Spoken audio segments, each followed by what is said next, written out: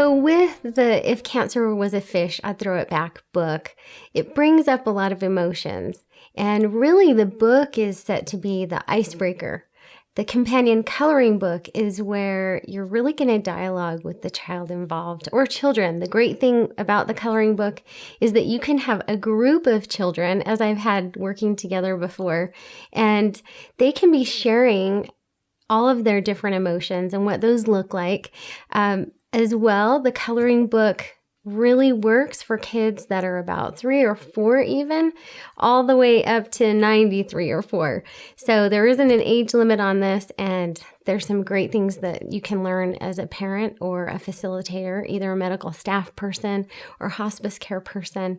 This is a great tool. So the book is fabulous, but this is where you're really going to connect with the child and understand how they're feeling about cancer and the things that they're really sad about and maybe things that they have misperceptions about. So this video is perfect if you're just going to be presenting this to a child and working with a child. I want to show you some of the things that you might experience before you work with the child so that you're prepared and that you understand what the child is saying as you go through it. So now, crayons don't have to be perfect, and this is so painless. That's what makes it work so well. The images are taken right from the book. So as you start with a child, what you want to talk about is anger. There's really 3 steps. The first thing is anger. The second is sadness. And the third is acceptance. And we're going to work through that. But when you're talking about anger, this page with the spider and the cowboy boot, there's a lot of blank space here. And if you were to ask the child, what is it about cancer that makes you angry? What are you frustrated about? And in this white space, you can use a lot of words or even pictures. Help fill that. So what about cancer makes me angry? Is it the pain or the inconvenience or not having mom or dad around? And so use that white space for words or images. Then when you get to this part, if you could say to the child, this is what your heart feels like. This is what the angry feelings feel like. If you could take those emotions from here and put them on the paper, what would that look like? Now, every child is going to be different, and there's not a right or wrong answer. And that's the great thing about coloring, is that the child can't do it wrong.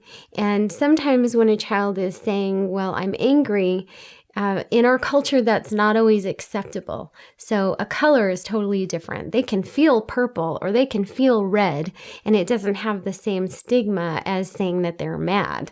So some of the things that you might see as a child is going through this, what my angry feelings feel like. You might see actually a child, going to town and actually slamming on the paper. You might see that. You might see them making X's on the heart that they don't want to feel anything. And that can be an indicator of how they're really coping with their angry feelings. You might also see some really hard coloring that would indicate, obviously, it's a very intense feeling for the child. Or you might see, and this is what I've seen most often, is maybe it's red, which obviously we connect with anger, but they maybe will only color lightly.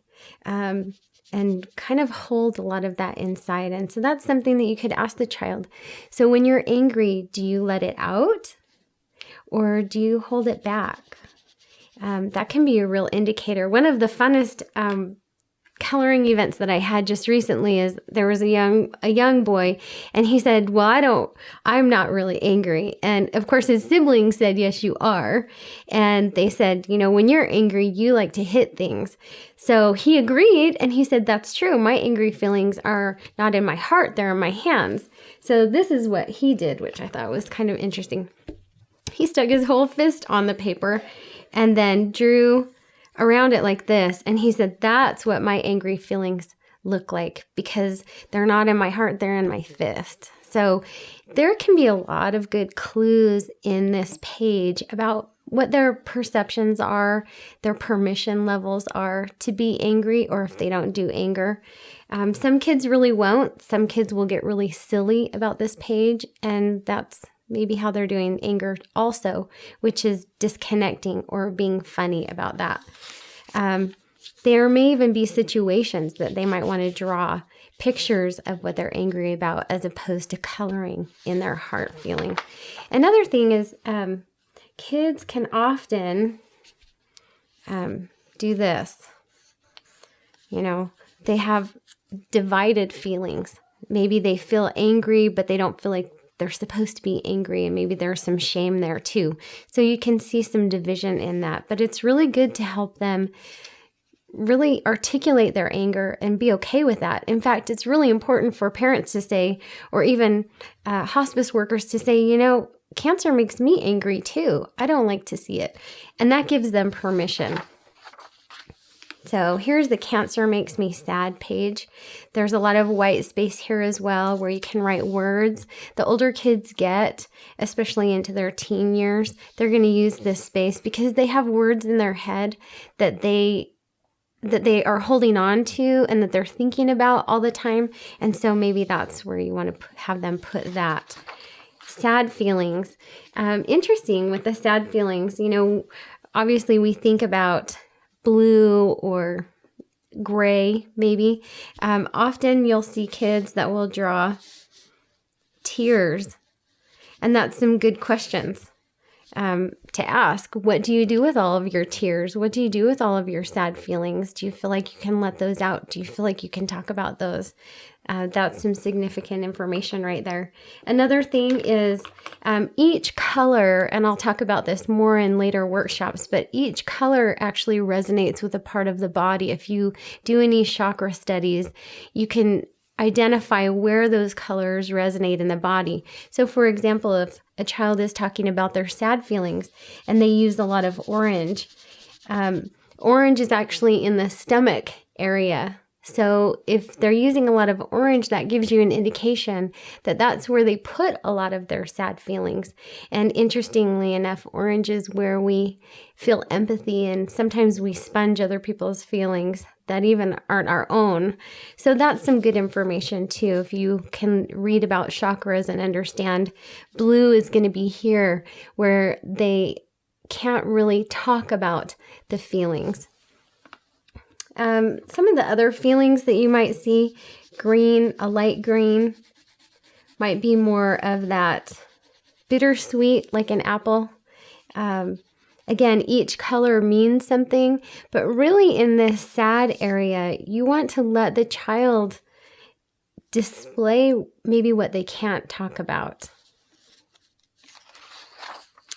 This page is really important, this next page, what I wish most of all. And this is where you can either have the child draw a picture of what they wish most of all, or you can have them write out what they wish most of all. For example, if someone is going through loss, maybe they've lost their hair, or maybe they aren't going to be able to play on the soccer team. What I wish most of all is that I could play soccer. Or what I wished most is that my daddy was here. And those are real things. And it's important to be able to write those things out with the child, because then you have capsulated what they are grieving. That's significant, because sometimes as parents, we think we know what they're grieving, the losses that they're grieving, but we can't possibly know what those things are unless they tell us. We can only assume. So this is where they can really show you what I wish most of all that's not happening. And that means they're sad over those losses. And those losses are things that you can also pray with them about so that they can feel a little more whole with those things, or at least that you understand they're feeling that way. The last page is what I can do. It's really important to help them come up with at least one or two different things that they can do.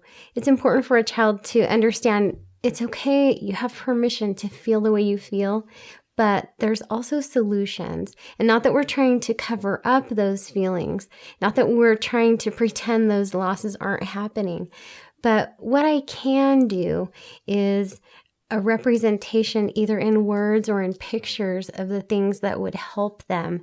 Now, younger children, maybe they will have an image of them as a stick figure going to see other children with cancer.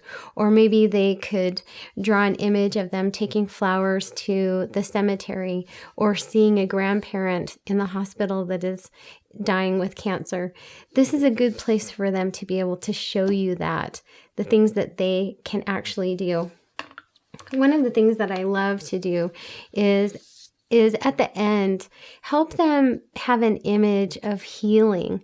So if they can actually have an image of a bright sun or even a picture of Jesus and be able to circle those things or those pictures that they can really feel God's love for them and that God is really wrapped around the situation.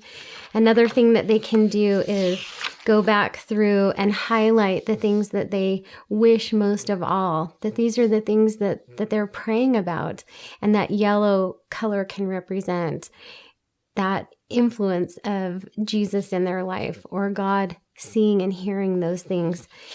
As well, when you're talking about the sad feelings, even using that yellow crayon to represent that, God knows our hearts, even when we're sad, and especially when we're sad. And this is a really good time to talk about God hears us even when we're sad and even when we're mad, that God can hold our hearts in His and help us heal.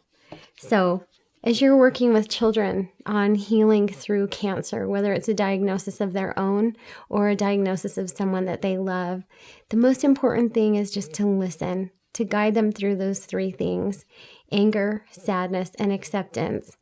And if you're like me and you also are going through the emotional roller coaster of a cancer diagnosis of someone you love, or maybe your own, just because you're older doesn't mean you can't color. So I would encourage you to get a PDF of your own and do this yourself first and go through the emotions that come up for you, and then take it to a child or to a family and help them.